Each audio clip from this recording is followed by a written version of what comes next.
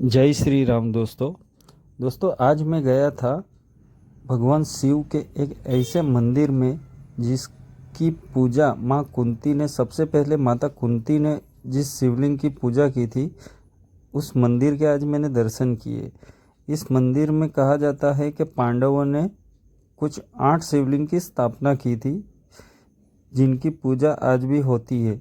और यहाँ पे भगवान शिव और पार्वती ने माता कुंती को दर्शन दिए थे तो अर्धनारेश्वर के रूप में एक शिवलिंग भी प्रकट हुआ था जिसकी पूजा सबसे पहले माँ कुंती ने की थी। वो शिवलिंग भी काफ़ी प्राचीन आज भी है जो स्वयंभू शिवलिंग है। और इस मंदिर में एक हनुमान दादा की प्रतिमा भी है जो काफ़ी प्राचीन प्रतिमा है। तो दोस्तों इस मंदिर का विज़िट एक बार ज़रूर कीजिए। काफ़ी खूबसूरत मंदिर है और पूरा स्ट्रक्चर है वो पूरा लकड़े का है। पूरा मंदिर लकड़ी से बना हुआ मंदिर है जिसको अभी इस समय मार्बल से फिनिशिंग दे रखा है। तो काफ़ी खूबसूरत सा मंदिर है, एक बार मंदिर का विज़िट ज़रूर कीजिए। और वीडियो अगर आपको अच्छा लगा तो हमारे इस वीडियो को ज़्यादा से ज़्यादा शेयर कीजिए और चैनल पे नए हो तो चैनल को सब्सक्राइब कर लीजिए। आइए देखते हैं पूरा वीडियो।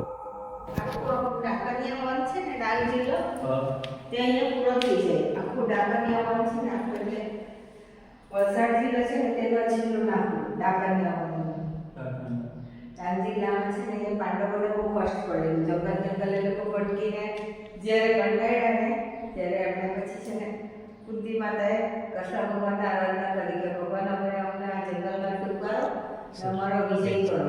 એટલે ભગવાને પછી આ જે માટીના શિવલિંગ છે ને ફરતેના એ 8 શિવલિંગ છે। પેલામાં બીજનું બીજ જેવું છે પેલું શિવલિંગ અર્ધનારેશ્વર। પછી જ્યારે આ શિવલિંગની પૂજા કરીને પાંડવોએ ત્યારે એમને ભગવાન પસંદ થયા ને શંકર પાર્વતીએ દર્શન આપ્યા કુંતી માતાને। તો કુંતી માતા કે એવી રીતના નહીં તમે દર્શન આપ્યા ને તમે મને આશીર્વાદ આપ્યા કે વિજય થાય પણ મારો સાક્ષી કોણ કે તમે મને દર્શન આપ્યા ને તમે મને વિજયનો આશીર્વાદ આપ્યા તો તેના સાક્ષી રૂપે આ જમીનમાંથી જે શિવલિંગ નીકળે ને તેની પૂજા અમારે કરવાની કુંતી માતાએ। એટલે તેને કુંતી માતાને વચન આપ્યું કે એ જે મંદિર છે તેમાં હું પાર્વતી દેવી છું એટલે આ બાજુ અશંકર છે ને આ પાર્વતી અર્ધનારેશ્વર છે આ શિવલિંગ છે ને અંદર તમે જોવો ને તો તમને ખ્યાલ આવે બે પગ છે આ શિવ અને આ પાર્વતી ને પહેલી પૂજા કુંતી માતાએ કરે એટલે કુંતેશ્વર મહાદેવ ને ગામનું નામ કુંતા અર્ધનારેશ્વર છે સ્વયંભૂ શિવલિંગ। એટલે 1000 શિવાલય બનાવો તમે ને પછી શિવનો પથ્થર ઉપરનું કાણું ખુલ્લું રાખે ખબર શિખરનું ને શિવલિંગના પથ્થર ઉપરથી નીચે કૈલાસમાંથી આવ્યો એ રીતે કરે જ્યાંથી જમીન ફાટીને જે શિવલિંગ નીકળે એને સ્વયંભૂ કહેવાય। એટલે આ શિવલિંગ સ્વયંભૂ છે આ બધા પાંડવોની સ્થાપના કરેલા છે। આમાંથી છે શિવલિંગ આની અંદરની શિવલિંગ છે નીચે આની નીચેની શિવલિંગ છે જરા ચપ્પલ આગળ તમને બતાવું।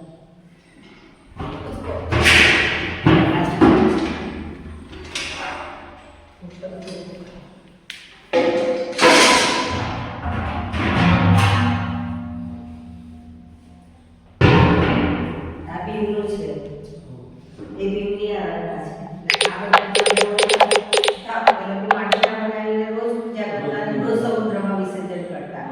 8 શિવલિંગ એ લોકોના છે ને 9મું તે જાતે પ્રગટ થયેલું એટલે સ્વયંભૂ શિવલિંગ કહેવાય। એમ 1000 શિવાલય બરાબર એક સ્વયંભૂ શિવલિંગ। એમ તમે 1000 શિવલિંગની પૂજા કરો એક એટલે આ ખાલી શિવલિંગ ને હનુમાન દાદા આ 9 શિવલિંગ ખાલી ઓરિજિનલ છે। અહીંયા પાર્વતી માતા ગંગા મૈયા બધી મૂર્તિ જે અસલની હોય ને કે ખંડિત થઈ ગયેલી તો એમને પધરાવી દીધેલા ને આ બજરંગબલી છે ને તે મંદિરનો ઓરિજિનલ છે। એમના હાથમાં છે ને તલવાર છે શિવ ભક્ત હનુમાન છે રામ અવતાર આવ્યો ને તે પહેલાની મૂર્તિ છે બહુ ઐતિહાસિક આપણું આ છે। એટલે રામ અવતાર આવ્યો ને ત્યારે ગદા આવી ને આ છે ને એમના હાથમાં તલવાર છે। હા તલવાર ખંજર પકડેલી છે। ભગવાન એટલે એક ખાલી હનુમાન દાદા અને શિવલિંગ ઓરિજિનલ છે અંદર મંદિરમાં. આ બધા જે રસલ્લા પેલા કાળા પથ્થરના હતા તે બધા ખંડિત થઈ ગયા હવે એટલે એમને પધરાવી દીધેલા સમુદ્રમાં. ને આ પેલા જે છે તે ખાલી શિવલિંગ ને બધા. આ મંદિર તો અત્યારે આખું લાકડાનું છે નહીં. આ મંદિર આખું છે ને આ બધા લાકડું છે પણ લોકો છે ને આવી રીતના લૂણો લાગ્યો છે. આ કેમ આ લૂણો છે? પીઓપી દરિયાનો લૂણો લાગે છે. આ લૂણો લાગે ને આવું થઈ ગયું બધું લાકડું.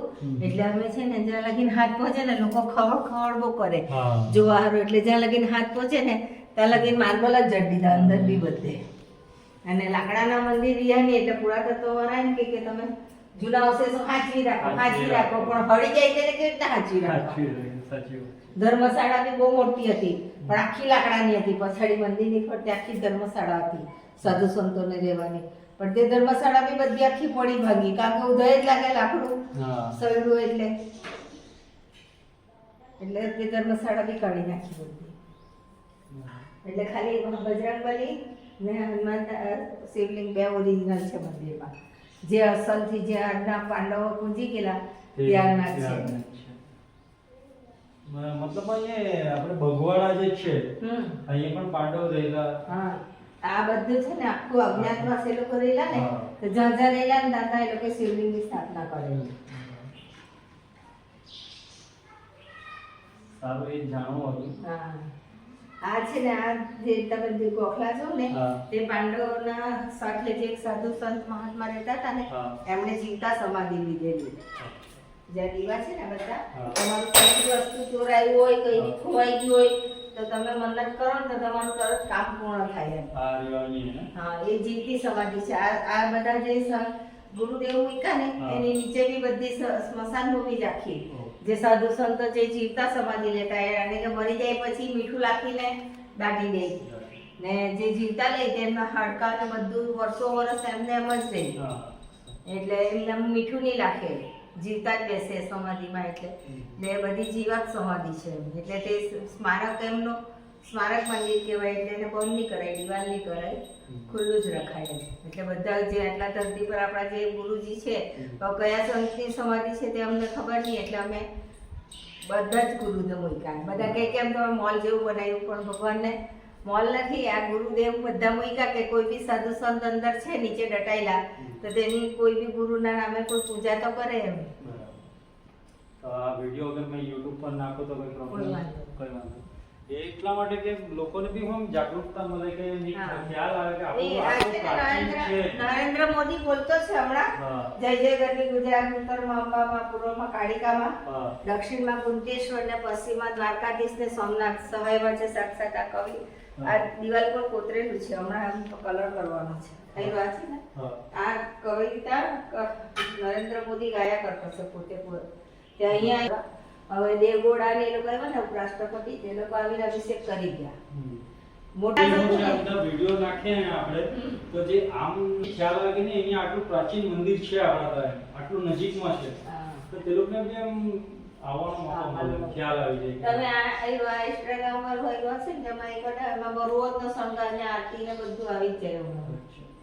એમાંથી તમે ફોટા ઇન્સ્ટા આઈડી જે આપેલી છે હા એમાં તમે છે ને ખાલી ફોટો પાડી લેજો એટલે એમાંથી તમને રોજનો શણગારના કોઈ ફોટા મૂકવા હોય તમને તો મૂકા હે તમારે. મેં મારા વિડિયોમાં પણ નાખી દે.